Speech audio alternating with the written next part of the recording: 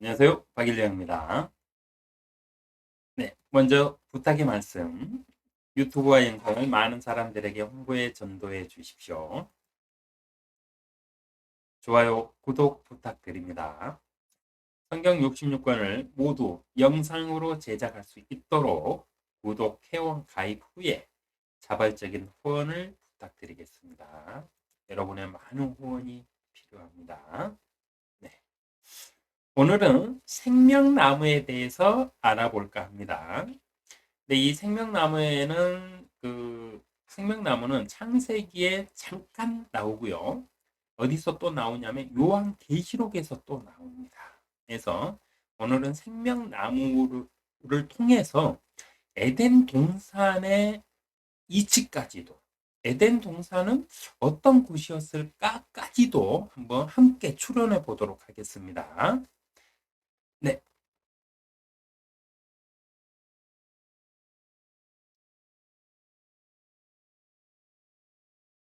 네. 창세기 3장 22절 주 하나님께서 말씀하시기를 보라 그 사람이 우리 중 하나와 같이 되어 선과 악을 알게 되니 이제 혹 그가 자기 손을 내밀어서 생명 나무의 과실도 따서 먹고 영원히 살까 함이라 시니라. 이 말씀은 아담과 이브가 선악과 그러니까 선과 악을 알게 하는 나무의 과실을 따서 먹고 변화된 거를 말하는데 우리 중 하나와 같이 되어는 하나님은 악이 없으시잖아요. 죄가 없으신 분이므로 하나님과 같이 되었다는 말이 아니라 선과 악을 모두 알고 있는 사탄과 그 무리들과 같이 사람이 변질되었다라고 설명해 드렸죠. 그래서 이들이 이렇게 악하게 되었는데 그들이 손을 내밀어서 선과 악의 나무를 그 나무의 열매를 따서 먹고 영원히 살까 걱정을 하세요. 그래서 3장 24절에 그리하여 하나님께서 그 사람을 쫓아내시고 에덴의 동산 동편에다가 그룹들과 두루 도는 불타는 칼을 놓아서 생명나무의 길을 지키게 하셨다. 이 말씀인데요. 오늘은 그럼 이 생명나무가 어떤 기능을 했기에 이렇게 지키셨을까에 대해서 중점적으로 다뤄볼까 합니다. 우리 중 하나는 하나님은 악이 없으심으로 선과 악을 알게 되었다고 하셨으니 선과 악을 모두 알고 있는 사탄과 같이 되었다가 올바른 해석입니다. 그룹들과 불타는 칼은 그룹은 하늘나라의 그룹들이고요. 불타는 칼도 이 세상의 물건이 아니므로 생명나무와 그룹과 불타는 칼을 통해 에덴 동산의 이치를 추론해 볼 수 있습니다. 우리 뭐 성경학자들이 찾아낸 거나 그 성경에 기록된 지명들을 다 유추해서 보면은요. 에덴 동산은 유프라테스 강 네, 어기에 어디에 있었어요. 네. 아브라함의 고향인 하란. 네. 그쪽 지방 그 위쪽에 어딘가에 있었습니다. 근데 그거는 어디까지나 이 땅의 지명을 말하는 거고요. 여기서 말하는 그룹들과 불타는 칼로 그 생명나무의 길을 지키게 했다는 말이 있잖아요. 그러면 그룹들과 불타는 칼은 이 세상의 물질이 아니고 물건이 아니에요. 하늘나라의 저기 영들이고 영적인 칼을 말하는 건데 영적인 거를 뭐 이 땅에 두셔서 나무를 지킨다? 말이 안 되잖아요. 네, 상식적으로 말이 안 되기 때문에 이 말의 뜻이 뭘까를 오늘은 제가 그동안 고민하면서 성경에서 읽어보고 찾아보고 이럴 수도 있겠다 하면서 추론해 본 것들을 오늘 함께 나눌 겁니다. 생명나무는요, 계시록 2장에 보면은 2장 7절에 기 있는 자는 성령께서 교회들에게 말씀하시는 것을 들을지어다. 이기는 자에게는 내가 하나님의 낙원 가운데 있는 생명나무를 주어서 먹게 하리라. 고 기록되어 있어요. 생명나무는 어디 있느냐 그랬더니 에덴 동산 중앙에 있는 게 아니고요. 하나님의 낙원 가운데 있대요. 하나님의 낙원 가운데 있답니다. 에덴 동산이. 아니, 에덴 동산은 중앙에는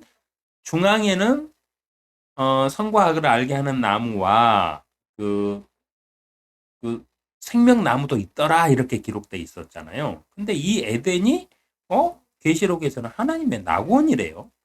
이 말은 또 무슨 뜻일까요? 그래서 잘 한번 비교해 보자고요. 성경은 짝을 찾아서 풀이하는 거니까.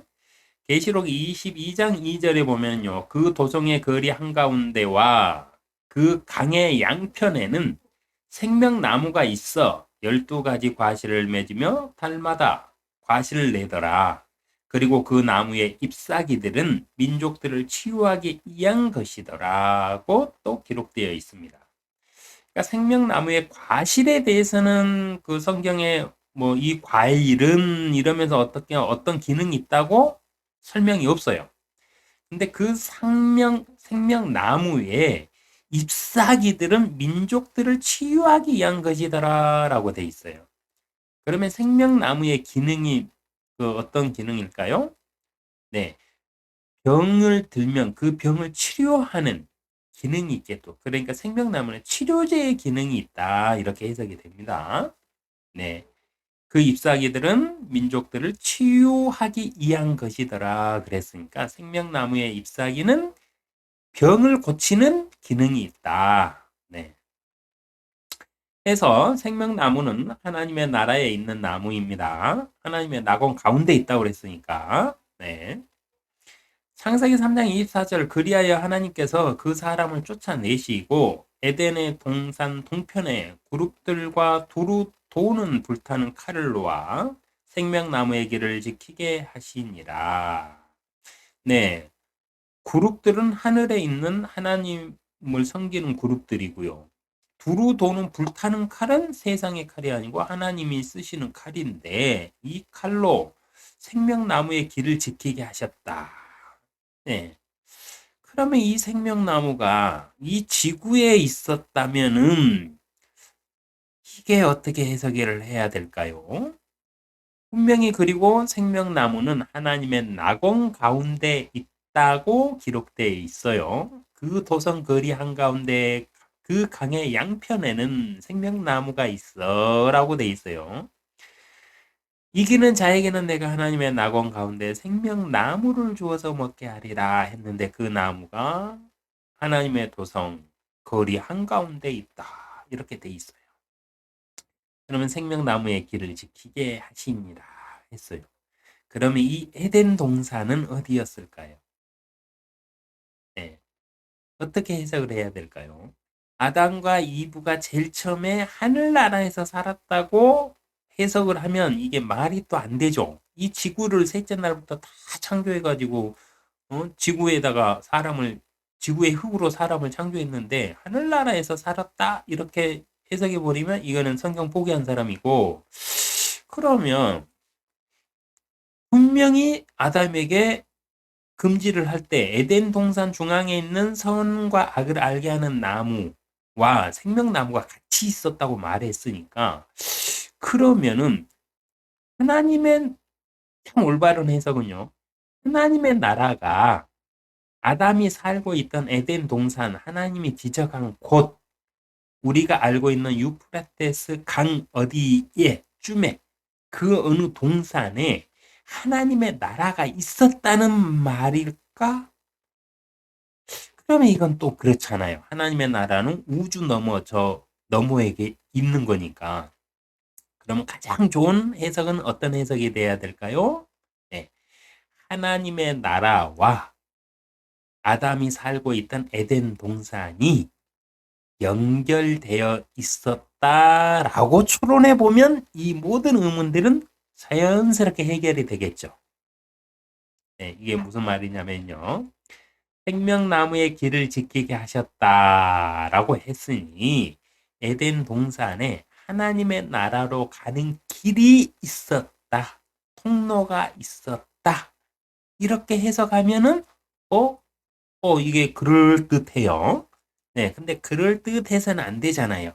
그래서 조금 더 찾아보자고요. 계시록 22장 14절에 보면은요. 그의 계명들을 행하는 자들은 복이 있나니 이는 그들이 생명나무에 대한 권리를 가지며 또 그 문들을 통하여 도성 안으로 들어가게 하려 함이라고 돼 있어요. 자, 보자고요. 계시록 22장 14절에서 다루는 이 구절은 언제를 뜻하냐면은 지금 세상이 아니고요. 예수님이 통치하시는 천년 왕국을 다루는 구절이에요. 근데 이 구절에서 보니까 그의 계명들을 행하는 자들은 복이 있나니, 계명들을 행한다는 건 뭡니까? 믿음이 아니라 율법을 말하고 있어요. 율법을 행하는 자들은 복이 있나니 이렇게 기록되어 있는데요. 천년 왕국은 어떤 법이 존재하냐면요. 믿음의 법과 율법이 공존을 해요. 그래서 한 가지만 지켜서는 안 돼요. 저는 예수님을 믿습니다로 끝나지 않아요. 천년 왕국에서는 그 율법에 따라서 행위로서 예수님 앞에 직접 나아가서 자신의 죄를 고백하고 저를 구원해 주십시오 하고 예수님의 보좌 앞에 나아가서 구원을 요청을 해야만 구원받게 돼 있어요. 법이. 계시록에 가서 자세히 살펴드립니다. 그래서 그 계명을 행하는 자들은 하나님의 복음을 14만 4천 명의 그 전도자들한테 듣고 그거를 받아들여서 하나님을 인정하고 이스라엘, 예수님의 왕국이 있는 이스라엘을 향하여 나아가서 예수님 앞에 나아가서 제가 하나님을 믿고 인정하고 하나님을 창조주로 나의 생명의 주인으로 인정하고 내가 그 앞에서 하나님 앞에 죄를 회개합니다 하고 직접 나가서 고백을 해야 돼요. 그러면 하나님 그 예수님께서 어떻게 해 주시느냐 그러면은 영원히 살 수 있는 생명나무의 권리를 줘요. 그 사람한테. 그게 구원이에요. 근데 그 구원을 어떻게 주느냐 그러니까 또 그 문들을 통하여 도성 안으로 들어가게 하려 함이라고 돼 있어요. 여기서 말하는 도성은 어디냐? 하나님의 나라, 하나님의 도성, 생명나무가 있는 그 도성, 거기를 들어가게 한다는 소리예요. 그래서 생명나무는 하늘나라에 있잖아요. 그리고 그 도성 중앙에는 양쪽으로 생명나무들이 있다고 기록돼 있죠. 그러니까 그 문을 열고 그 도성 안으로 들어가게 한다는 거예요. 그래서 병들지 않고 영원히 살 수 있는 생명나무의 권리를 준다는 거예요. 네. 그러면 이 말은 뭐냐면은 아담이 범죄해가지고 아담을 쫓아내면서 그룹들과 불타는 칼로 지키게 했던 그 길 있죠. 그 길의 문을 예수님이 다스리는 천년 왕국 동안 다시 여신다는 소리예요. 그래서 사람들이 그 예수님에게 인정받는 사람들, 신앙을 통해서 인정받는 사람들, 그 시대의 그 계명을 완벽하게 지킨 사람들은 예수님께서 너는 생명나무의 권리를 가져라 그러면서 구원을 주시는데 어떻게 주시느냐? 하늘나라로 문 열고 바로 집어넣으신다는 소리예요.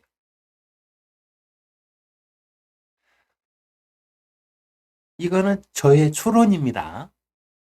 네, 그렇다고 해서 이걸 갖다가 네, 성경의 의미를 즐겁게 한번 해석해 보고 이럴 수도 있나? 그 가능성들을 쭉 이렇게 추론해 보면서 하나님은 이렇게도 하실 수 있나? 이런 것들을 알아가는 시간인데 이걸 갖다가 교리화 시켜 가지고 저 사람은 무슨 어떤 있지도 않는 뭐 교리를 말한다 이렇게 해서 말씀하시면 안 됩니다. 절대. 이거는 성경을 더욱더 즐겁고 유익하게 이렇게 좀 어느 부분에서는 상상도 좀 해보시고요.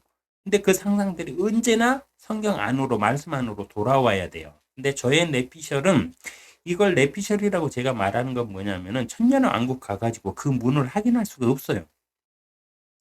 그리고 제가 그 과거로 돌아가가지고 아담이 살던 에덴 동산을 가가지고 하나님의 나라하고 에덴이 이 지구가 연결되어 있었는지 연결되어 없었는지를 확인할 수가 없잖아요. 그래서 제가 뇌피셜이라고 하는 건데 성경 말씀을 해석해 보면 이런 해석이 가능합니다. 그래서 전혀 근거 없는 뇌피셜은 아니에요. 그러니까 여러분도 한번 잘 생각해 보시면서 이런 의문을 가지고 성경에서 짝을 한번 찾으면서 해석들을 해보세요. 그러면 성경 읽기가 아주 재밌어집니다. 네. 하나님의 계명을 지켜 행하면 생명나무에 대한 권리를 가지고요. 또 그 문들을 통하여 하나님의 나라로 들어갈 수 있다. 네, 이렇게 해석이 되는데 그러면 창세기 3장 24절에 보면은 그리하여 하나님께서 그 사람을 쫓아내시고 에덴 동산 동편에 그룹들과 두루 도는 불타는 칼을 놓아 생명나무의 길을 지키게 하시니라고 되어 있습니다. 이 구절들을 보면 에덴 동산에는 하나님의 나라로 가는 길이 있었다는 말씀이 되고요. 그 사람을 쫓아내시고라 하셨으니 생명나무로 가는 길을 차단하셨다는 말씀이 됩니다. 이 차단된 하늘나라로 하나님의 나라의 열매들을 마음껏 따먹을 수 있었던 이 차단된 이 길이 천년 왕국에서는 예수님의 통치하에 다시 문이 열린다고 계시록에는 기록되어 있어요. 근데요, 여러분 한 가지 더 아셔야 될 게 뭐냐면은 에덴 동산은 아담과 이브가 살던 이 지구의 에덴 동산만이 있는 게 아니에요, 성경에는. 성경에는요, 하나님의 나라 동편 에덴이라고 기록된 구절이 또 있습니다. 그래서 성경에서 말하는 에덴은 두 군데예요, 장소가. 아담과 이브가 살던 이 지구의 땅에 에덴이 있고요, 에덴 동산이 있고, 하나님의 나라에 에덴 동산이 있어요.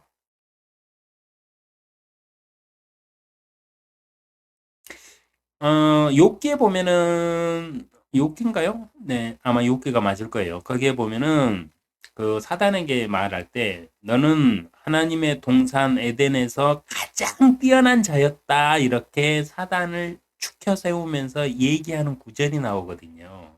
거기에 보면은 그 에덴은 이 지구의 에덴이 아니고 하나님의 나라의 에덴이에요. 그래서 에덴 동산은 이 땅에 에덴 동산만 있었던 게 아니고요. 하나님의 나라에도 에덴 동산이 지금도 존재합니다. 그래서 제가 이 말씀들을 그걸 알고 나서 이 말씀들을 이렇게 유추할 수 있게 됐어요. 그러면 혹시 하나님의 나라의 에덴 동산과 아담과 이브가 살던 이 지구의 에덴 동산이 혹시 연결되어 있지 않았을까 하는 의문을 가지고 찾아보기도 했었어요. 어떤 말씀이 의문이 생기면 여러 가지로 저는 막 상상들을 해보거든요. 이쪽 방향으로도 저쪽 방향으로도 막 이렇게 해가지고 추리를 해요. 그러다 보면 어느 순간에 막 가다 보면 이 말이었구나 하는 결론들을 성경 안에다 찾게 되더라고요. 그래서 저는 추리를 하는데 그렇게 하다 보니까 요한계시록의 이 말씀들과 연결이 되면서 이런 뜻이었겠구나 하고 깨달은 것을 저는 오늘 증거하고 있는 겁니다. 근데 제가 직접 보지를 않았기 때문에 이게 사실이다 이렇게 말씀드리는 건 아니에요. 추론입니다. 성경 안에도 추론하는 거니까 오해 없으시기를 바라고요.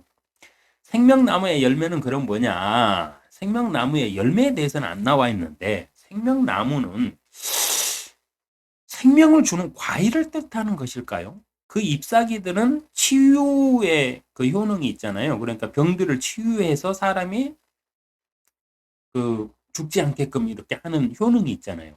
그러면 생명나무는 어떤 뜻일까요? 생명나무를 이렇게 딱 그 열매를 먹으면 사람이 영원히 살까요? 글쎄요. 해서 다 찾아봤습니다. 그랬더니 열매에 대해서는 이런 해석이 가능해요. 요한복음 6장 51절에 보면요. 나는 하늘에서 내려온 살아있는 빵이니 누구든지 이 빵을 먹으면 영원히 살리라. 또 내가 줄 이 빵은 세상의 생명을 이하여 줄 나의 살이라고 하시니라. 영원히 살 수 있는 음식이 뭐냐를 나중에는 계속 살펴봤어요. 또 답이 안 나오니까. 이래저래 해도 답이 안 나오니까. 그러면 영원히 살 수 있는 음식이 성경에는 뭐가 있느냐 하고 찾아봤더니 그 생명나무의 열매가 그 하나 있고요. 네. 또 하나는 예수님이 있어요. 예수님. 그래서 이건 또 어떻게 그 연결이 되고 어떻게 짝을 이루느냐, 짝이 맞나? 하고 계속 고민하면서 또 찾아봤더니 요한복음 6장 58절 이것은 하늘에서 내려온 빵이라. 너희 조상이 만나를 먹고 죽은 것과 같이 아니하니 이 빵을 먹는 자는 영원히 살리라고 하셨어요. 그러면 생명나무의 열매가 예수님을 뜻하나? 네. 왜냐? 예수님이 자기가 빵이라고 그랬고 나는 살아있는 빵이고 나를 먹으면은 영원히 죽지 않고 산다 그래가지고 이 말을 꼬투리 잡아가지고 그 시대의 그 종교 지도자들의 예수님을 이단이라고 해가지고 십자가에 그 못 박아도 죽였잖아요. 근데 영원히 산대. 근데 성경에서 영원히 살 수 있는 거는 두 개가 나와요. 음식으로는 두 개가 나옵니다. 근데 그 음식이 뭐냐? 생명나무의 열매하고 예수님밖에 없어요. 또 요한복음 11장 26절에는 보면 또 살아서 나를 믿는 자는 누구나 영원히 죽지 아니하리라. 내가 이것을 믿느냐? 라고 하셨어요. 예수님. 자, 그러면 예수님이 생명나무와 같다 이 소리인데 생명나무의 열매와 같다 이 소리인데 이 말을 또 어떻게 해석을 해야 될까요? 생명나무의 열매는 해석 고민하면서 이제 추론해 본 건데요. 네, 생명나무의 열매는 영원한 생명을 주는 과일을 뜻하는 것일까? 예수님이 자기가 빵이라고 그랬잖아요. 어떻게 사람이 빵이 돼요? 사람은 사람이지 어떻게 사람이 빵이요? 어떻게 그리고 사람이 그 사람을 먹어요? 그 문자 그대로 해석하면 이렇게 해석이 되면 큰일 나잖아요. 그래서 이거는 영적인 의미들이 있겠구나로 통합니다. 요한복음 1장 26절 또 살아서 나를 믿는 자는 누구나 영원히 죽지 아니하리라. 내가 이것을 믿느냐고 하시니 예수님께서 구세주로 오신 하나님임을 믿는 자는 영원히 살 수 있다. 이 뜻이죠. 영적인 해석은 나를 믿는 자에게 생명나무의 과실을 먹게 하여 영원히 살게 하리라가 아니라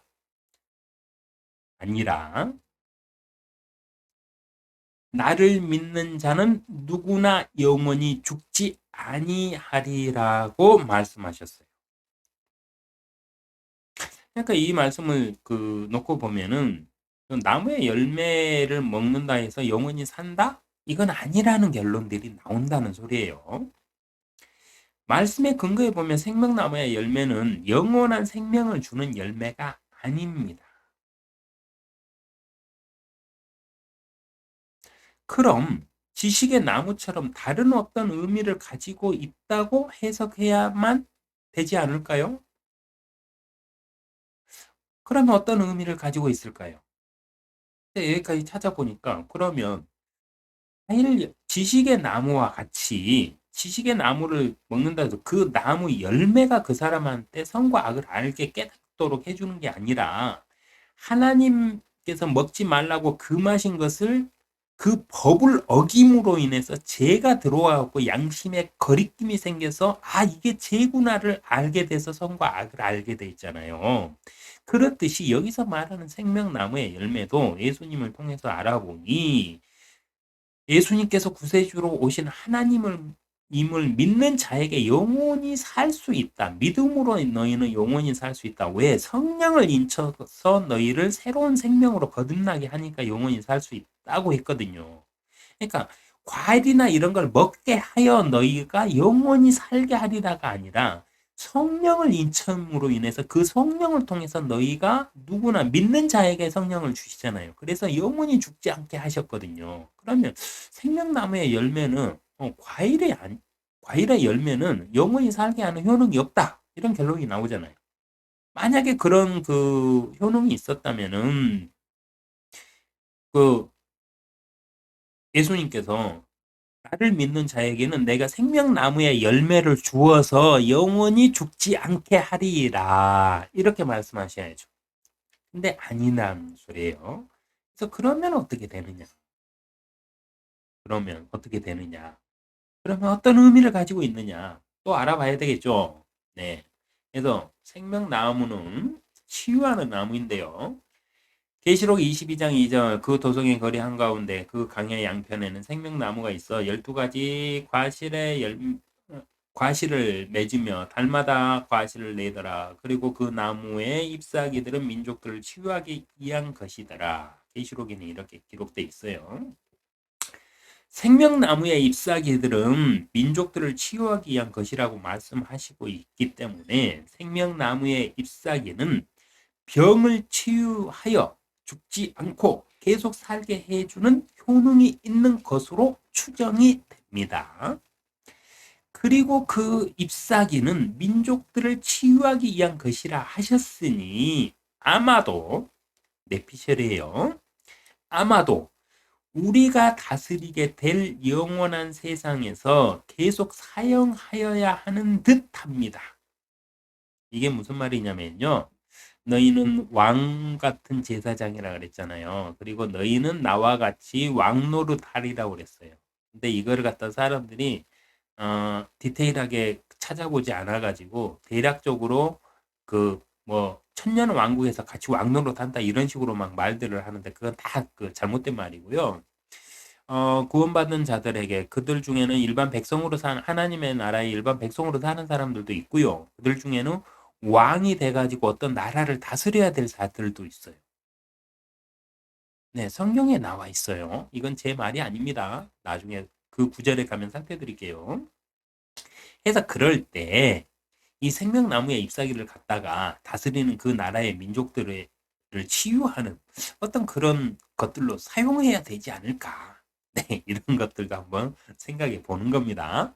이 구절은 그 도성, 영원한 세상을 말씀하시는 구절이므로 유추해 보면은요, 우리가 영원한 나라에서 왕과 제사장으로 각자 다스리게 될 민족들이 있다는 뜻으로 해석할 수 있기 때문에 이 생명나무는 치유의 나무로서 우리가 계속해서 사용할 수 있지 않을까? 네. 그리고 이 생명나무를 아담이 만약에 이 생명나무에 대한 길을 하나님이 막지 않으셨다면 아담이 이 잎사귀들을 계속 따다가 자기가 병들 때마다 치유하고 이러면 영원히 또 살 수가 있잖아요. 네. 이런 것도 포함된 해석이에요. 그래서 이거는 어디까지나 네. 어, 내피셜이에요. 네. 오해는 하지 마시고 이 성경을 이렇게 해석할 수도 있다. 근데 이거는 확인이 안 되잖아요. 하늘나라에 가봐야 확인이 되거든요. 네. 그래서 이거는 나중에 확인해 보자고요. 근데 저는 성경적으로 이게 맞을 것 같아요. 생명나무는 과실은 무엇을 뜻하는 것일까요? 생명나무의 과실은 생명나무의 열매는 영생을 주는 과실이 아닙니다. 네. 그런 말은 어디에도 없어요. 그리고 예수님께서 영생을 말씀하실 때는 영생은 성령을 통해서 주어지는 것이지 과일 열매를 통해서 주어지는 게 아니라는 결론은 이미 예수님의 말씀에서 나와 있어요. 그러면 당연히 생명나무의 과실은 영원한 생명을 주는 그 열매가 아닙니다. 이런 결론이 당연한 거예요. 그래서 영생은 예수님을 믿는 사람의 마음의 진실을 보시고 새 영을 주심으로 성령을 주심으로 거듭나게 하시어 영원히 살게 하신 것입니다. 거듭난다는 것은 혼의 사람이 영의 사람으로 다시 태어남을 말하고 있어요. 무엇을 통해서? 하나님의 영을 통해서. 이렇게 됐을 때 사람은 영원히 살게 돼 있어요. 그 외에 다른 방법은 없어요, 성경에. 그러니까 생명나무의 열매는 영생을 주는 과일이 아니라는 결론입니다. 창세기 3장 22절 중 하나님께서 말씀하시기를 보라 그 사람이 우리 중 하나와 같이 되어 선과 악을 알게 되니 이제 혹 그가 자기 손을 내밀어서 생명나무의 과실도 따서 먹고 영원히 살까 함이라 하시니라. 선과 악을 알게 됨으로 자기 손을 내밀어서 영원히 살려고 시도를 할 것이라는 말씀인데 생명나무의 과실은 영생하게 하는 열매가 아니잖아요. 아니므로 다른 해석이 필요하겠죠. 이 말씀의 뜻을 성경에서 찾아보았으나 찾지 못하였습니다. 이 말씀의 뜻은 나중에 하나님께 직접 여쭤보아야 한다는 결론이 나와요. 네, 그래서 결론은 이겁니다. 선과 악을 알게 됨으로 자기 손을 내밀어서 영원히 살려고 시도할 것입니다. 사람은 보라, 그 사람이 우리 중 하나와 같이 되어 선과 악을 알게 되니 이제 혹 그가 자기 손을 내밀어서 생명나무의 가지도 따서 먹고 영원히 살까 함이라 하시니라. 해서 선과 악을 알게 됨으로 자기 손을 내밀어서 영원히 살려고 시도를 할 것입니다. 아담은 네, 당연히 시도를 하겠죠. 할 것이라는 말인데 생명나무의 과실은 영생하게 하는 열매가 아니므로 이 말씀의 뜻을 성경에서 찾아보았으나 없어요. 생명나무의 과실에 대한 그 구절이 없어요. 그래서 찾지를 못했으므로 결론은 어떻게 내려야 되느냐? 이 말씀의 뜻은 나중에 하나님께 가가지고 직접 저 성경 공부할 때 이걸 찾지를 못하겠던데요. 이게 무슨 뜻이었습니까? 정확한 뜻은 무엇이었습니까? 하고 나의 상담자이신 하나님께 물어봐야 돼요. 그 외의 결론은 없습니다. 다만 개인적인 지식으로 해석을 한다면은요. 네, 정확한 건 하나님께 물어봐야 되는데 다만 개인적으로 성경 공부를 하면서 깨달은 지식으로 해석을 한다면 생명나무의 과실은 생명나무의 열매를 개인적인 생각으로 추론해 본다면은요. 지식의 나무가 선과 악에 대한 지식을 알게 하였듯 생명나무는 영생하는 방법을 알게 하는 지식을 알게 하는 것이라고 가정을 한다면 네. 자, 어떤 말이냐면요. 지식의 나무가 선과 악에 대한 지식을 알게 하였잖아요. 이건 뭐냐면 하나님과의 약속한 법을 어김으로 인해서 죄를 범함으로 인해서 양심의 가책을 받게 돼 있잖아요. 그래서 하나님을 피해서 숨었잖아요. 이게 뭐냐면 그 전에는 이런 생각이 없었어요. 이런 지식이 없었어. 악에 대한 양심의 가책 자체가 없었어요. 그러니까 편했어요. 벌거벗고 막 돌아다니고 이렇게 뭐 살아도 뭐 남녀가 함께 막 손잡고 뛰어다니고 했을 거 아니에요. 아담과 이브가. 근데 아무런 꺼리낌이 없었는데 하나님의 명령을 어기면서 법을 어기는 순간 내가 죄를 지었구나 하면서 내 양심에 꺼리낌이 생김으로 인해서 이게 죄구나 하고 깨닫게 됐잖아요. 이걸 얘기하는 거예요. 마찬가지로 생명나무는 영생하는 방법을 알게 하는 지식을 알게 하는 것이라고 가정을 해볼 수가 있다는 거죠. 영생나무의 열매가 사람에게 영생을 준 게 아니고 지식의 나무가 선과 악을 알게 하는 지식의 나무 열매가 그 사람한테 죄를 알게 한 게 아니잖아요. 법을 어겨서 죄를 짓게 된 거지. 그와 똑같이 생명나무도 그럴 거라는 거죠.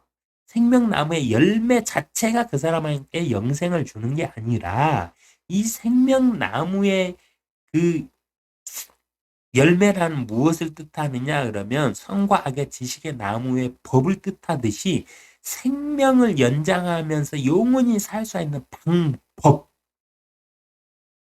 알게 하는 지식을 영생하는 지식을 알게 하는 방법이다. 방법을 이라고 가정을 해보자는 거예요. 그렇게 된다면 사람의 영생의 비밀을 깨닫고 영생하는 방법을 찾아낼 수 있는 인간의 지적 능력, IQ를 사용하는 것에 제약을 주셨다로 추론해 볼 수 있어요. 자, 영생의 비밀을 깨닫고요. 영생하는 방법을 찾아낼 수 있어요, 인간은. 근데 지금의 인간들도 그거를 시도하고 있고 과학이 계속 발전하고 인공지능부터 해가지고 뭐 이렇게 발전하다 보면 어느 순간에는 사람이 거기에 도전을 하겠죠.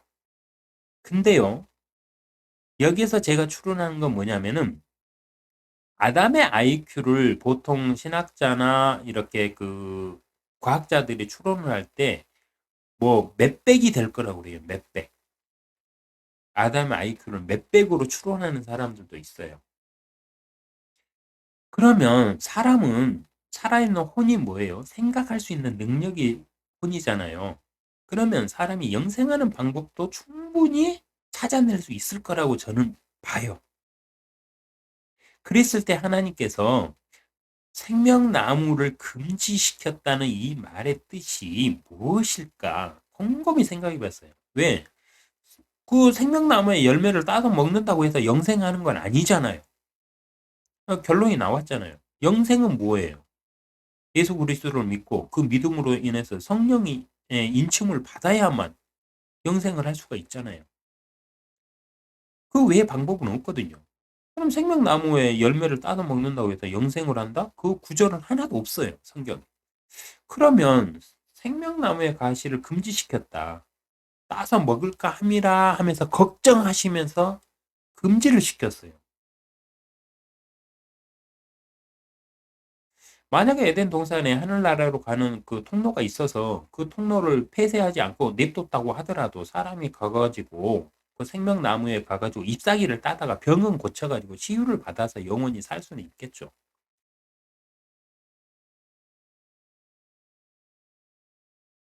근데 말은 아무리 해석해보고 아무리 유추해봐도 그렇게 결론 내리기에는 뭔가 아쉬워요. 안 맞아요. 이겁니다 하고 말할 용기도 안 나고 해서 더 고민을 해보니 이렇게 도달을 하더라고요. 영생의 비밀을 깨닫고 영생하는 방법을 찾아낼 수 있는 인간의 지적 능력을 낮추셨. 노아의 홍수 때 사단의 그 신적인 능력을 인간 안에 가둬버리시면서 인간화 시키면서 아예 낮춰버렸잖아요. 그렇듯이 이때 사람의 IQ, 지적 능력, 혼의 능력 또한 낮추셨을 것으로 추론이 됩니다. 그렇게 된다면 이 모든 것들이 다 풀려요. 이런 추론은요, 생명나무의 열매가 영생을 주는 열매가 아닙니다. 아니므로 영생을 알게 하는 지식을 뜻한다면 영생하지 못하도록 그 영생의 비밀을 찾아내지 못하도록 하기 위하여 취할 수 있는 방법은 무엇이냐는 거죠. 그 방법은 당연히 지적 능력인 능력을 사용하는데 제약을 가하는 것이 될 수 있어요. 사람은 지적 능력을 활용해 가지고 하나님의 그 모습대로 우리가 창조돼서 창조의 능력도 우리 인간에게 있잖아요. 그러니까 지적 능력이 받쳐준다면 그거를 찾아낼 거라는 거죠. 영생할 수 있는 방법을. 그래서 제약을 가하실 때, 금지를 시킬 때 어떻게 했느냐? 그 지적 능력에 사용하는데 제약을 두셨다. 이렇게 해석해 본다면 생명나무의 열매를 개인적인 생각으로 추론해 본 겁니다. 어디까지나 개인적인 거예요. 사람은요, 평생 자신의 지적 능력을 10% 정도만 사용해도 이대한 결과물을 만들어요. 우리가 알고 있는 아인슈타인이나 뭐 이런 사람들이 있죠. 이런 사람들이 자신의 능력의 10%를 채 사용을 못 했답니다. IQ의 그 10%를 다 사용을 못 했대요. 보통 사람은 자신의 지적 능력의 5%도 다 사용을 못하고 살다가 죽는데요. 왜 그럴까요? 사람은 100%의 직접 능력을 왜 사용을 하지 못하느냐는 거죠.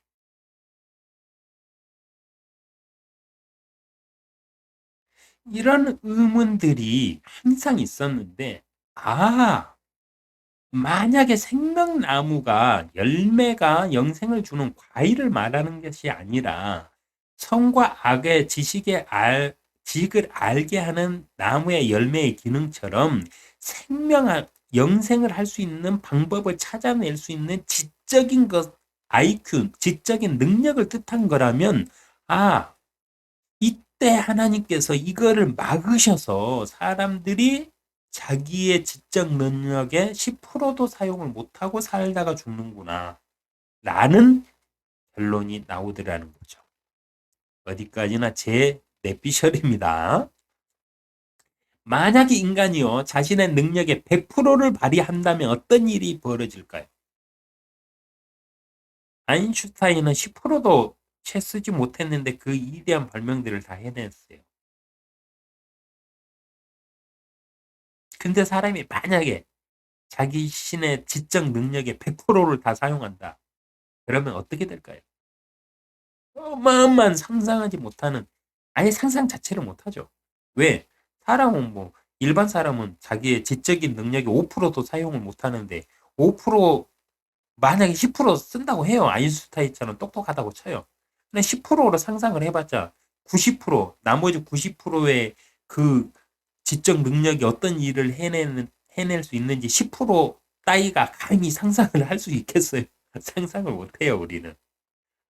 그래서 우리는 우리가 생각하는 신의 영역에 도전할 수 있을 겁니다. 100%라면.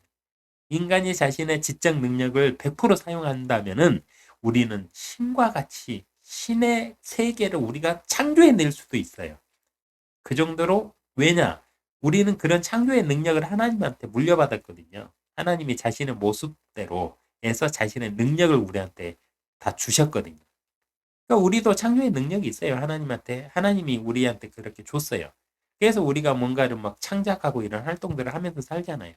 근데 이 창작 활동을 10%도 안 되는 지능을 가지고 지금은 하고 있는데, 만약에 100%를 다 사용하면서 한다 했을 때 사람이 영생하는 방법 못 찾아낼까요? 쉽게 찾아낼 거라고 봅니다. 그래서 하나님이 막으신 거는 사람의 지적 능력을 낮추셨다, 차단하셨다. 이렇게 저는 해석하고 있어요. 지적 능력 10%도 안 되는 지식을 가지고 영생을 꿈꾸며 영생을 비밀을 풀려고 하는데, 현재 100%의 지적 능력을 사용할 수 있다면 영생하는 방법을 벌써 찾아내지 않았을까요?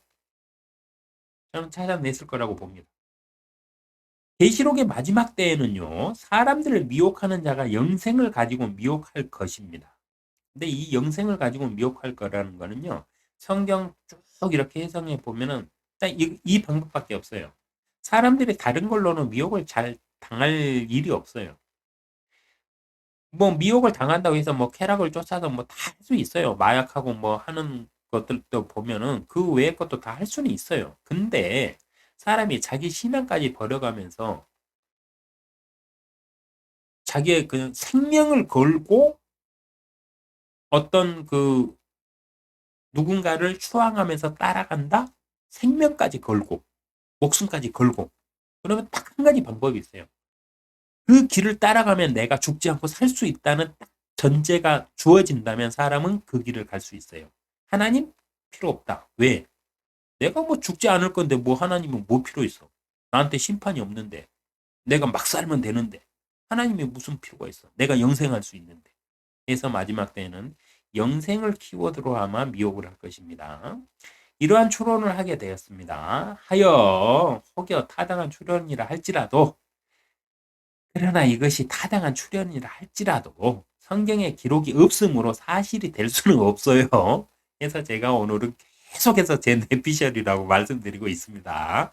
이거는 이렇게 추론도 해볼 수 있다는 말씀이에요.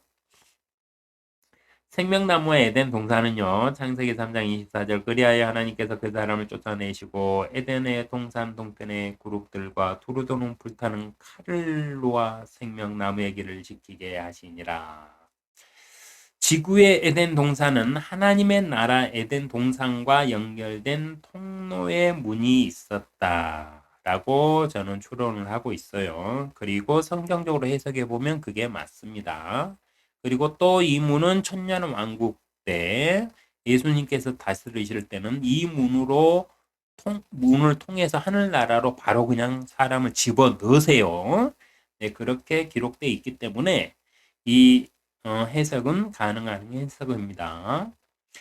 그 길을 하나님께서 불타는 칼과 그룹들로 지키게 하시며 인간에게서 차단을 하셨어요. 왜냐?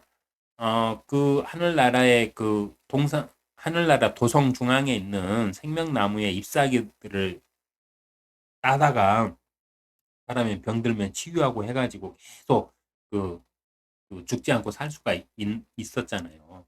그래서 그걸 차단하기 위해서 그 길을 일단 차단하신 거고요. 해석의 근거는요.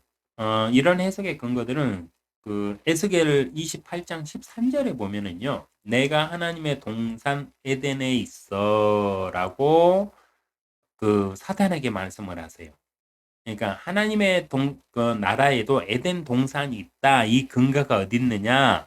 에스겔서 28장 13절에 보면 이렇게 기록되어 있어요. 내가 하나님의 동산 에덴에 있어라고 기록되어 있는데 하나님의 동산 에덴은 이 지구의 에덴을 말하는 게 아니라 하나님의 나라의 에덴 동산이 있다라는 뜻으로 해석이 됩니다. 찾아서 앞뒤로 잘 살펴보시고 연관되는 것들을 짝들을 찾아보세요. 그러면 하늘나라에도 에덴 동산이 있다. 이런 결론이 딱 나와요. 성경에서. 해서 이렇게 해석하는 겁니다. 사단이 하나님의 동산 에덴에 있었다고 말씀하시기 때문에 사단은 그, 하나님의 나라에 있던 영적인 존재였잖아요. 네, 제5그룹 관악대 대장이었잖아요. 네, 그래서 사단이 살던 곳이 하늘나라예요. 그래서 하늘나라의 에덴, 여기서 말하는 내가 하나님의 동산 에덴에 있어 라는 말은 하나님의 나라에도 에덴 동산이 있구나. 이렇게 당연한 결론으로 나오는 겁니다. 찾아보시면 돼요. 네, 에덴 동산은요, 하나님의 나라 에덴 동산과 지구의 에덴 동산 두 곳이 있어요. 그리고 제가 추론할 때는 계시록의 말씀으로 추론해 보면은 이 둘은 연결된 곳이었다고 추론해 볼 수 있습니다. 제가 오늘은 길게 설명을 했기 때문에 한번 정리를 해 가시면서 여러분도 한번 성경을 찾아보면서 한번 정리해 보세요. 그리하여 하나님께서 그 사람을 쫓아내시고 에덴의 동산 동편에 그룹들과 두루 도는 불타는 칼을로와 생명나무의 길을 지키게 하시니라. 에덴 동산에는 하나님의 나라와 연결된 통로의 문이 있었다. 그 길을 하나님이 불타는 칼과 그룹들로 지키게 하시며 인간에게서 차단하셨다. 창세기 3장 23절 그러므로 주 하나님께서 에덴의 동산에서 그를 내어 보내어 그가 치함을 입은 그 땅을 갈게 하시니라. 이 말은 아담이 하나님의 나라에서 살다가 이 지구로 쫓겨났다는 말은 아닙니다. 이 말이 성립이 되려면 아담이 살고 있던 에덴 동산과 하나님의 에덴 동산이 서로 연결되어 있었다로 해석을 하면은 이 말이 자연스러워져요. 근데 이걸 해석을 이렇게 하지 아니하고 따로따로 해석을 한다면 어떻게 되냐면은 그러므로 주 하나님께서 에덴의 동산에서 그를 내어 보내어 그가 취함을 입은 땅을 갈게 하시니라. 에덴 동산에서 내어 보내었다. 그리고 그가 취함을 입은 땅을 갈게 하셨다. 그러면 에덴 동산은 그가 취함을 받은 땅이 아니라는 말로 해석이 돼버리잖아요. 그러면 이제 성경이 얽혀요. 설키고 막 이러면서 복잡해집니다. 근데 여기에 전제가 뭐냐? 이 말씀이 성립이 되려면 전제가 뭐냐? 하나님의 나라의 에덴과 지구의 에덴이 연결돼 있었다. 그래서 아담이 살던 지구의 에덴에는 하나님의 동산 하늘나라의 에덴과 연결된 통로가 있었다. 문이 있었다. 이렇게 해석을 한다면 그러므로 주 하나님께서 에덴의 동산에서 그를 내어 보내어 그가 체함을 입은 땅을 갈게 하시니라는 말이 자연스럽게 해석이 됩니다. 에덴 동산에서 그를 내어 보냈다는 말씀은 지구가 아닌 하나님의 나라 에덴 동산에서 내어 보내셨다는 말씀이며 하나님의 나라와 인간 세상의 통로의 문을 닫으셨다는 말씀이 됩니다. 이건 제 해석이에요. 네, 제 해석으로는 이렇습니다.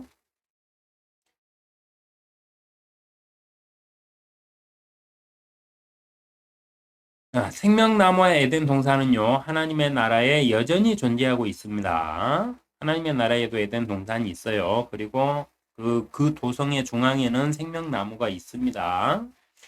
죄는 인간을 죽음으로 내몰았을 뿐 아니라 하나님의 나라와 시켜서 가는 길을 막아버렸습니다. 만약에 사람이 그 하나님의 나라와 연결된 통로가 계속 있었다면, 지금도 계속 있다면, 지금 사람들이 하나님 나라에도 자연스럽게 가면서 하나님도 만나 뵙고, 거기에 있는 그 생명나무의 잎사귀를 가지고 또 병들었을 때 치유도 받고 이러면서 계속 하나님과 함께 살 수 있었겠죠. 네. 근데 하나님의 명령을 거역하여서 하나님과의 약속을 저버림으로 인해서 성과 악의 지식의 나무의 열매를 따먹으면서 그 죄를 범함으로 인해서 이 길들이 다 막혀버린 거예요. 그래서 죄는요, 사람을 죽음으로 내몰았을 뿐만 아니라 하나님과의 관계를 차단시켰어요. 하나님과의 관계뿐만이 아니라 하나님의 나라를 왔다 갔다 하면서 살 수 있는 그 행복한 그 세계를 잃어버리게 만들었어요. 그래서 죄는 이토록 무섭습니다. 하여 스스로 하나님의 나라도 하나님도 찾을 수 없게 된 인간을 살리시기 위해 하나님께서는 먼저 찾아오셨고 오늘도 누군가를 찾고 계세요. 이 통로가 단절되지 않았다면 지금 사람들이 자기 막 뜻대로 살다가 나는 하나님을 선택해서 하나님하고 살고 싶어. 그러면 그 통로를 통해서 하나님께 찾아가 가지고 하나님, 저는 이 세상의 삶보다 하나님의 나라의 삶을 살고 싶어요. 이러면서 그 나라에서 살 수도 있잖아요. 근데 사람들은 죄가 들어옴으로 인해서 이 통로를 잃어버렸어요. 그 길을 잃어버렸어요. 그러니까 하나님을 찾고 싶어도 찾을 수가 없게 돼버렸어요. 그렇게 되니까 하나님께서는 어떻게 해요? 사람을 떠나시지 않으시고 아담부터 해가지고 아담 이후 카인과 아벨 사건부터 해가지고 그 밑에 쭉 기록된 내용들을 보면 하나님께서 계속 사람을 찾아오셔가지고 내가 네 하나님이야. 나는 너희가 죽지 않기를 바래. 너희가 죄를 멀리하고 선을 따라서 너희가 구원받기를 원해. 그래서 아브라함을 찾으셔가지고, 야, 내가 그 율법도 주고 뭐 이렇게 해가지고 뭐 복잡하게 하지 않고, 야, 내가 너희를 살릴 거라는 걸 믿기만 해. 그러면 내가 너희 다 살려줄게. 이래가지고 아브라함을 통해서 구세주의 복음을 주세요. 그리고 그걸 믿는 사람들은 구약에서부터 다 구원을 받았습니다. 구원은요, 신약에서만 받는다고 해석하는 사람들이 있는데요. 그건 잘못된 해석이에요. 왜냐하면 구세주의 신앙은요, 아브라함에게 주신 신앙이 구세주의 신앙입니다. 구세주를 통해서 구원을 받게끔. 그래서 아브라함, 모세, 다윗 이런 사람들은 다 구세주를 자신의 구주로 고백을 했어요. 그 사람들은 구세주의 신앙으로 구약에서도 다 구원을 받은 사람들입니다. 그래서 그보다는 더 중요한 거는 인간이 영원히 살 수 있는 존재였는데 죄가 들어옴으로 인해서 죄의 삭은 사망이므로 인간이 중간에 죽게 되니 하나님은 자신의 자녀들을 살리시기 위해서 선과 악에 영원히 영생하도록 길을 막은 거는 이유는 딱 하나예요. 사람이 악해요. 사람이 영생하는 방법을 찾아내갖고 할 짓들이 사단보다 더 악한 짓들을 할 거라는 거죠, 사람은. 그래서 그걸 차단시킨 거예요. 대신 어떻게 했느냐? 너희가 영원히 살게 내가 해줄게. 어떻게? 나를 믿어.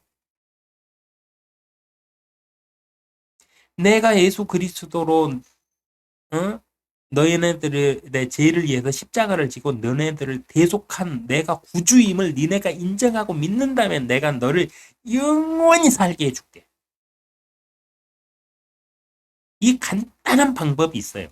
하나님을 창조주로, 하나님을 나의 그 나에게 생명을 주신 분으로 받아들이고 내 죄를 하나님께서 예수 그리스도로 오셔가지고 대신 다 짊어지셔서 죄의 값을 다 치르셨기 때문에 내 죄의 값이 다 사라짐으로 인해서 내가 이것만 인정하면 하나님과 영원히 살 수 있어요. 영원히 죽지 않고 인간은 살 수 있어요. 근데 이게 간단한 방법을 냅두고 왜 과학에 뭐 해갖고 우주에서 무슨 뭐 영생할 방법을 찾고 왜 그럴까요? 그 많은 돈들을 들여가지고 차라리 그 돈 들여가지고 어려운 이웃들 자기 아프리카나 뭐 이런데 막 가뭄으로 지진으로 막 해일로 이렇게 병 들어갖고 1년에 막 수십만 명이 다 아사하는 그 사람들한테 차라리 그냥 음식을 갖다 주면서 하나님의 복음을 전한다면 얼마나 좋을까요? 그러면 그 일들을 하나님의 이름으로 하는 사람은 다 영원히 죽지 않고 살 건데. 모르겠습니다. 그래서 하나님께서는 먼저 찾아오셨고요. 오늘도 누군가를 찾고 계십니다. 죽게 된 누군가를 찾고 계세요. 하나님의 합평이 함께 하시기를 기도합니다.